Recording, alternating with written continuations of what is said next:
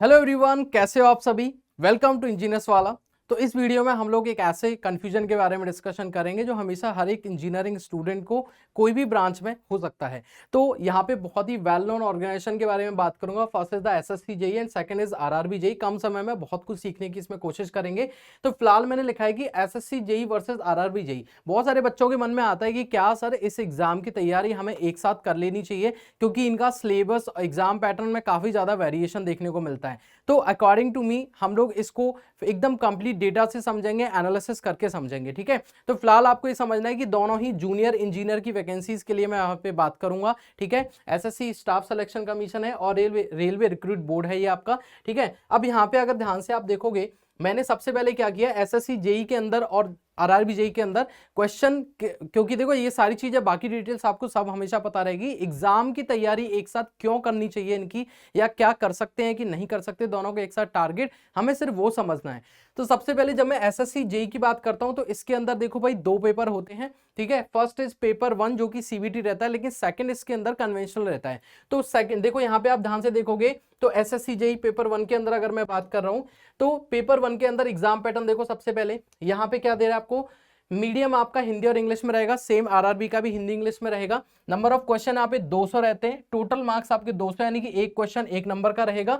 और यहाँ पे टाइम ड्यूरेशन जो रहेगी वो 2 घंटे की रहेगी। सब्जेक्ट की बात करूंगा तो नॉन टेक्निकल और टेक्निकल दोनों, यानी कि यहाँ पे 120 मिनट के अंदर 120 क्वेश्चन आपको सॉल्व करने, सॉरी 200 क्वेश्चन आपको सॉल्व करने हैं। 2 घंटे का टाइम होगा और 200 क्वेश्चन होंगे, जिनमें से 100 क्वेश्चन होंगे नॉन टेक्निकल के। और नॉन टेक्निकल में भी दो चीजें आएंगी आपके पास में, एक तो आएगी आपके पास रीजनिंग।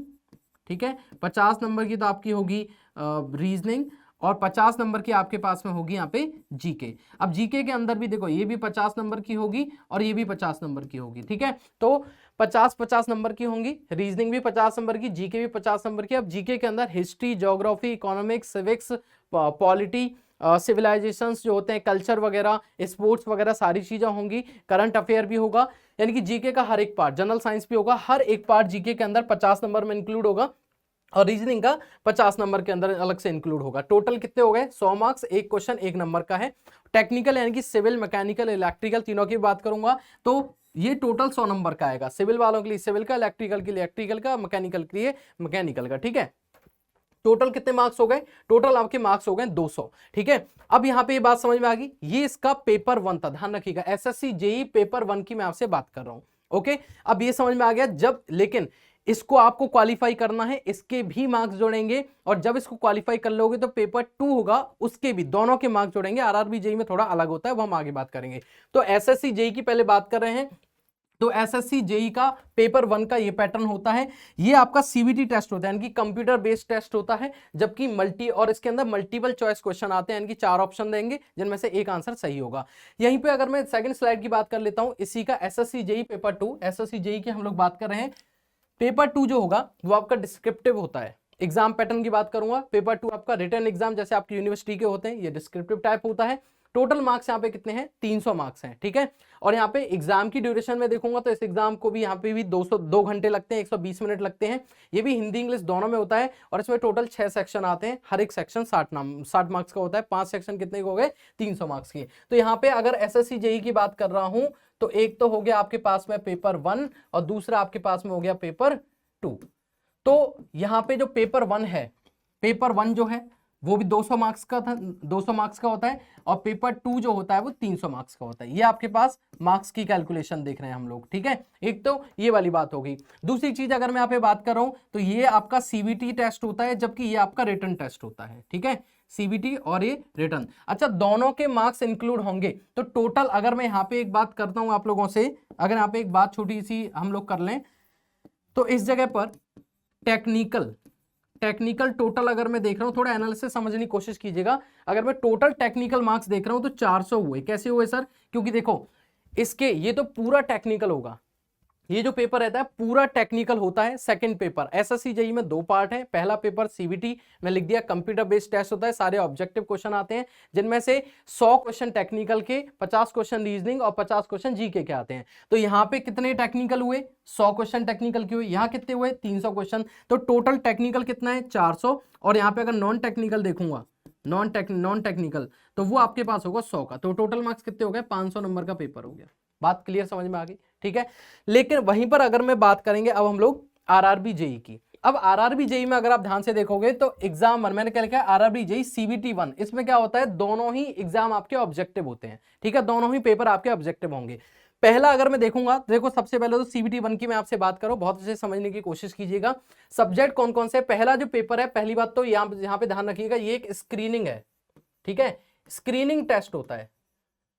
एक तो मेन डिफरेंस ये आ गया, स्क्रीनिंग टेस्ट का मतलब इसके मार्क्स आपके सिलेक्शन के टाइम पर जुड़ेंगे नहीं, ये सिर्फ स्क्रीनिंग है, भीड़ को हटाने के लिए आपका एग्जाम लिया जाता है। ठीक है, एसएससी जेई के अंदर दोनों ही पेपर के मार्क्स जोड़ते हैं, आरआरबी जेई के अंदर नहीं जोड़ते हैं। तो यहाँ पे सब्जेक्ट की बात करूंगा तो मैथमेटिक्स आपकी 30 नंबर की आ गई, जनरल इंटेलिजेंस एंड रीजनिंग आपका 25 नंबर का आ गया, जनरल अवेयरनेस 15 नंबर की आ गई आपकी, और जनरल साइंस आपकी 30 नंबर की आ गई। टोटल आप देखोगे तो 30 और 25 आपके 55 हो गए, 55 और 15 आपके 70, 70 और 30 कितने हो गए? 100 क्वेश्चन आपके पास में होंगे और ये 1.5 घंटे का आपका पेपर होगा। ठीक है, 90 मिनट का आपका पेपर होगा, 1.5 घंटे में आपको देना पड़ेगा, और इस तरीके से पैटर्न चलेगा। ये है सीबीटी 1, लेकिन ये ओनली स्क्रीनिंग टेस्ट है, इसके मार्क्स एग्जाम में नहीं जोड़ते हैं। नेक्स्ट देखेंगे, लिखा हुआ है आरआरबी जेई सीबीटी 2, ये आपका मेन एग्जाम है, इसके सारे मार्क्स आपके कैलकुलेट होते हैं, ऐड किए जाते हैं। तो यहाँ पे अगर आप ध्यान से देखोगे सीबीटी 2 में क्या होता है, सीबीटी 2 में जनरल अवेयरनेस होती है 15 नंबर की, फिजिक्स एंड केमिस्ट्री भी अलग से 15 नंबर की आती है, basics of computer and application भी 10 नंबर का है, और basics of environment and pollution control भी 10 नंबर का है। और टेक्निकल एबिलिटी यानी कि आपके टेक्निकल के या फिर कहूंगा इंजीनियरिंग के क्वेश्चन जो होंगे वो आपके कितने रहेंगे? 100 रहेंगे। तो टोटल क्वेश्चन देखोगे तो 15 और 15 30 और 10 40 और 10 50 और 100 150 आपके पास में क्वेश्चंस रहेंगे, और ये आपको 120 मिनट यानी कि 2 घंटे में पेपर सॉल्व करना होगा। बात क्लियर समझ में आ गई? अब देखो मैंने इन दोनों पेपर के बारे में क्या समझा, अब इसको थोड़ा सा आगे एक एनालिसिस देख लेते हैं। ठीक है, एनालिसिस कैसे देखेंगे वो हम लोग समझने की कोशिश करते हैं। यहाँ पे देखिए, अब यहाँ पे अगर मैं आरआरबी जेई की बात कर रहा हूँ, आरआरबी एंड एसएससी जेई की बात कर रहा हूँ, ठीक है, तो 2 चीजें जानना बहुत आवश्यक है। सबसे पहला है कॉमन क्या क्या है, सबसे पहली बात है कि कॉमन क्या क्या है। तो कॉमन देखो, सबसे पहली बात रीजनिंग कॉमन है। क्या कॉमन है? रीजनिंग कॉमन है। रीजनिंग के अलावा आपका जीके जीएस कॉमन है, जीके जीएस कॉमन है, और टेक्निकल कॉमन है। ठीक है, यानी कि अगर आप एसएससी जेई और आरआरबी जेई की एक साथ तैयारी करो तो क्या चीज कॉमन है? तो सबसे पहली बात इसमें रीजनिंग, जीके जीएस, टेक्निकल, ये तो कॉमन है। बात आ गई समझ में? और अनकॉमन या फिर कहूंगा नॉट कॉमन, कौन सा कॉमन नहीं है? ठीक है, कौन सा कॉमन पार्ट नहीं है? तो इसके अंदर एप्टीट्यूड या फिर कहोगे मैथमेटिक्स, एप्टीट्यूड या फिर कह दो इसको मैथ्स, मैथ्स कॉमन नहीं है। इसके अलावा सर फिजिक्स केमिस्ट्री कॉमन नहीं है, जो सिर्फ आरआरबी जेई में है। ठीक है, फिजिक्स केमिस्ट्री कॉमन नहीं है दोनों में। इसके अलावा कंप्यूटर और इसके एप्लीकेशन कॉमन नहीं है, कंप्यूटर एप्लीकेशन कॉमन नहीं है। इसके अलावा एनवायरमेंट कॉमन नहीं है। कौन सा? एनवायरमेंट, एनवायरमेंट आपका कॉमन नहीं है। बात क्लियर आई? मतलब कि अगर दोनों ही एग्जाम को अगर मैं ध्यान से पढ़ना चाहूं इस जगह पर, तो दोनों के अंदर आरआरबी जेई और एसएससी जेई की अगर मैं बात करूं तो यहां पे आपको रीजनिंग, जीके, जीएस, टेक्निकल तो दोनों में ही पढ़ना पड़ेगा, लेकिन आरआरबी जेई में थोड़ा एक्स्ट्रा पढ़ना पड़ेगा, जो कि है एप्टीट्यूड या मैथमेटिक्स जिसको बोल सकते हैं, फिजिक्स, केमिस्ट्री, कंप्यूटर और एनवायरमेंट। ठीक है, ये एक्स्ट्रा इसमें आपको पढ़ना होता है। तो अब देखो दूसरी एक और चीज बताता हूं, जो एसएससी जेई का पेपर 1 है उसमें जो 100 नंबर का टेक्निकल आता है एसएससी जेई पेपर 1 में, वो आरआरबी जेई में सेकंड वाले पार्ट में आता है। तो यानी कि अगर आप आरआरबी जेई और एसएससी जेई की साथ में तैयारी कर रहे हो तो आरआरबी जेई का सेकंड पेपर एसएससी जेई के फर्स्ट पेपर के टेक्निकल के बराबर ऑलमोस्ट हो गया, ऑलमोस्ट क्या बराबर ही हो गया। 100 क्वेश्चन आरआरबी जेई में आ रहे हैं पेपर 2 में, सीबीटी 2 में, और एसएससी जेई में पेपर 1 के अंदर आपके वो 100 क्वेश्चन आते हैं।